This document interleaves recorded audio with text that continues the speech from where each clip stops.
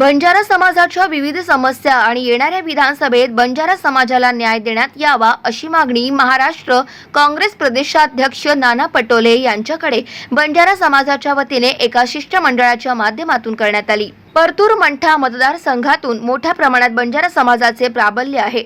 यामुळे सामाजिक कार्यकर्ते अविनाश चव्हाण हे काँग्रेस पक्षाकडून निवडणूक लढवण्यास इच्छुक असून काँग्रेस पक्षाने त्यांना उमेदवारी देऊन राजकीय लाभापासून दूर असलेल्या बंजारा समाजाला न्याय द्यावा अशी मागणी दिनांक 2 रोजी मुंबई येथे बंजारा समाजाच्या शिष्टमंडळाने राष्ट्रीय काँग्रेसचे महाराष्ट्र प्रदेशाध्यक्ष नाना पटोले यांची भेट घेऊन केली। या बैठकीत शिष्टमंडळांनी सांगितले की परतूर मंठा हा मतदारसंघात बंजारा समाज असून बंजारा समाजाची 60 ते 65 हजार लोकसंख्या आहे आणि ओबीसी समाज बहुसंख्य असल्याने चव्हाण ओबीसी चेहरा असल्यामुळे त्यांना त्याचा फायदा होईल।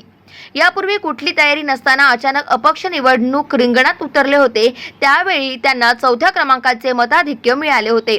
त्यानंतर त्यांनी काँग्रेसचे उमेदवार यांच्यासोबतही त्यांनी काम केले, त्यामुळे त्यांच्या काँग्रेसचे पदाधिकारी संपर्कात आहे। कुठल्याही पदावर नसताना मतदारसंघात त्यांनी खूप निधी खेचून आणून मतदारसंघातील जनतेचे प्रामाणिकपणे प्रश्न सोडवण्याचे काम चव्हाण यांनी केले।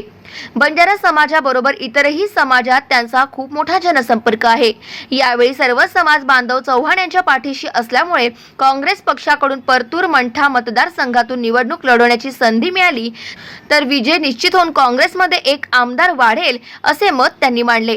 यावेळी सर्व बाबी ऐकून घेत काँग्रेसचे प्रदेशाध्यक्ष नाना पटोले यांनी सांगितले की कामाला लागा, पक्षाचे काम वाढवून संपूर्ण जनतेत काँग्रेस पक्षाचे विचार मांडा, आम्ही तुमचा जरूर विचार करू असा शब्द देऊन अविनाश चव्हाण यांना उमेदवारी देण्याचा सकारात्मक संकेत दिला असल्याची माहिती उद्धव पवार यांनी दिली।